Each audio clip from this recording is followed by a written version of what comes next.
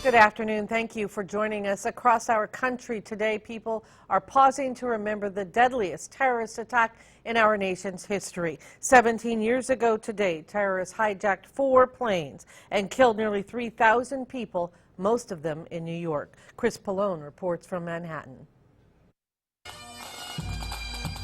Under gloomy skies reflecting the somber mood, people gathered where the Twin Towers of the World Trade Center once stood. As they have since 2002, family and friends read the names of those who died. Dennis Michael Cook. Helen D. Cook. And observed 6 moments of silence marking when the hijacked planes crashed and when the city's tallest towers crumbled to the ground 17 years ago. It's a scene repeated across the country because while the pain and shock have faded, we miss you, and boy, do we love you. Americans promise the names, faces, and stories of the innocent victims never will. Whose broad stripes and the bright stars. Not at the Pentagon. We will never forget.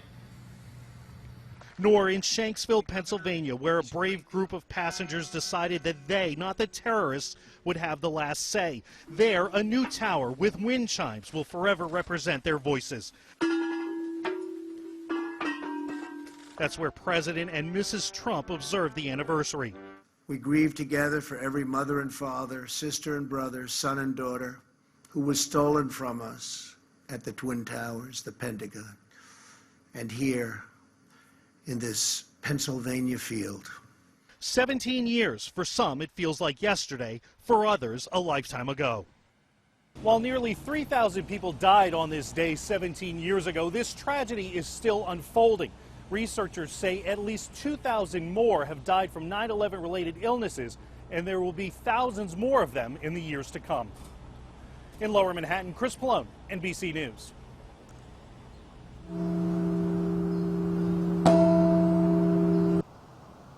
In Chico this morning, city firefighters lined up in silent reflection to honor and remember those who gave their lives to save others during the 9/11 terrorist attacks. At Fire Station 1 in Chico, there were also several community members who came out to take part in the observance. Fire Chief Steve Standridge says the memory of what happened puts his own job in perspective. It changed the way we thought about fire response, emergency response in general. And it's just a reminder of just how dangerous the job can be and the supreme sacrifice that our men and women are willing to take on any given day. Today, the flags at all Chico fire departments will fly at half-staff in honor of all of those who lost their lives that day. While many of us will never forget the events of 9/11, younger Americans only know it as part of our country's history. The man who owns Brooklyn Bridge Bagel Works in downtown Chico has a special way of showing what Patriots Day means to him. You'll notice there are pictures of the Twin Towers proudly displayed around the shop. A time of maybe not innocence, but pretty close to it.